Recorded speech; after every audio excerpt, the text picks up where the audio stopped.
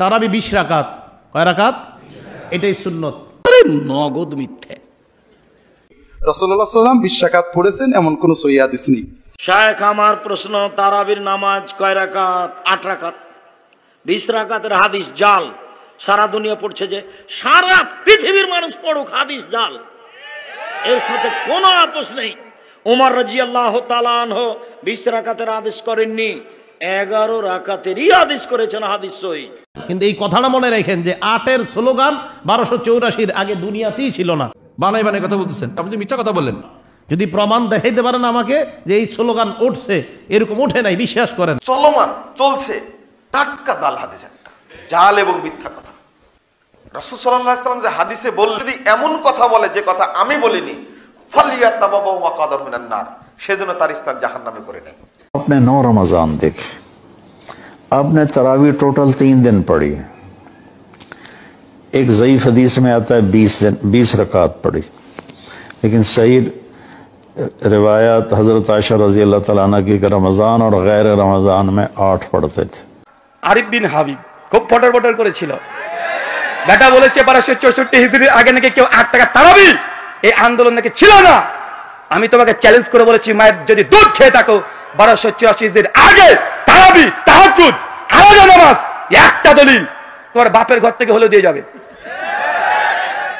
এটা 1264 হিজরির আগে, 84 হিজরির আগে কেউ দাবি করেনি, কেউ না। যদি বুকে দাম থাকে, তারাবি না তাহাজ্জুদ একই নামাজ না ভিন্ন নামাজ, এই বহাসে আরিফ বিন হাবিব ওয়েলকাম, চলে আসো, রাজি আছি। তুমি আবার বলো না জানো যে জেনারেল, কারণ তুমি একাধিক আলোচনাতে বলেছো যে তুমি যে মসজিদে খুতবা দাও, যে মসজিদে আলোচনা করো, মাঝে মাঝে আহলে হাদিস ছেলেরা ছোকরারা নাকি গিয়ে বলতেন বা বলেন যে আপনারা কেন বুকের উপরে হাত, নাভির নিচে হাত বাঁধেন, বুকের উপরে হাত বাঁধা হাদিস নাকি সহিহ। তুমি নাকি বলে এস খুলে সব খুলে খুলে হাদিস থেকে বুঝিয়ে দাও। বেটা, আমি আহলে হাদিস, আসো একবার বুঝাতে, একবার বুঝাতে আসো। তারাবি তাহাজ্জুদ এক নামাজ না ভিন্ন নামাজ। রমজান মাস, কেননা আগে থেকে তারা সোরগুলো পাকিয়ে দিয়েছে। আর আমি আগে বলেছি ভালো হতে চাই, কিন্তু এই হুজুর আমাকে ভালো হতে দেয় না। আমি কত চেষ্টা করি ভালো হয়ে যাব, বারবার চেষ্টা করি যে আমার এই ভাইদের সঙ্গে ডিবেট বাহাস মোনাজারা করবো না, বারবার শুধু পেছনে খুচা দেয়। তো খুচা দিলে তো বাসঝাড় রেডি আছে, রেডি আছে না নাই? তুমি খোঁচাখুচি করবা, বাসঝাড় নেবা না, তোমাকে বাসঝাড় নিতে হবে। আর আমরা দেওয়ার জন্য সবসময় প্রস্তুতি নিয়ে থাকি। তার জন্য আপনি আগে বলে দিয়েছি, তারাবি তাহাজ্জুদ যদি দাম থাকে, কিউট ভাই তুমি চলে আসো, না পারলে তোমার প্লে বয়কে পাঠিয়ে দাও, তাও না পারলে নাইট বয়কে পাঠিয়ে দাও, তাও না পারলে আরিফ বিন হাবিব, এখনো তার সঙ্গে ভদ্রতা হচ্ছে, যতদিন সে ভদ্রতা দেখাবে।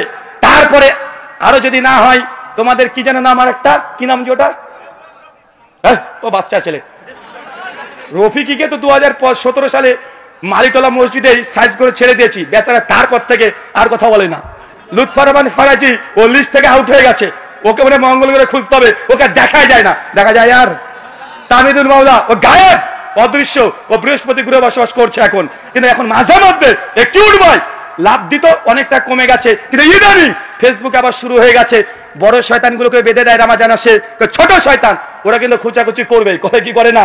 তাই আগে থেকে জানিয়ে দিলাম, पेटी का कुर्सी, कुर्सी का पेटी बांध लीजिए, रमजान आ रहा है, मौसम बिगड़ने वाला है।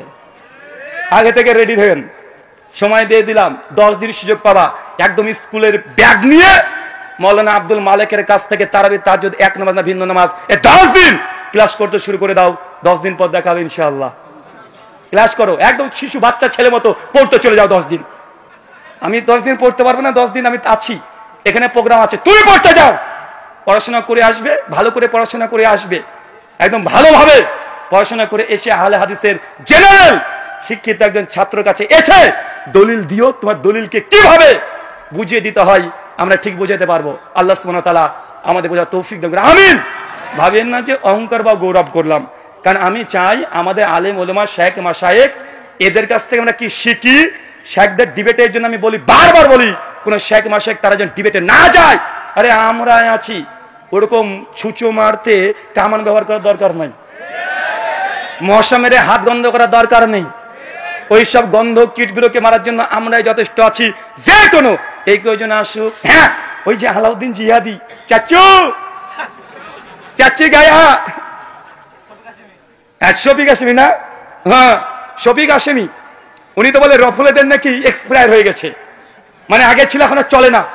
বসে রাখো একবার, শফিক হাশেমি সাহেব একবার বসে রাখেন, চ্যালেঞ্জ করলাম, একবার রফলেন কি মানসুক এই মাসালে বসে রাখেন, বাংলার মানুষকে জানতে দেন তারা কোন হাদিসের প্রতি আমল করে। বাংলার মানুষের জানার অধিকার আছে না নাই? কতদিন আর চাপাবাজি চলবে? মাযহাবের নামে কতদিন চাপাবাজি চলবে? ومن أحسن قولا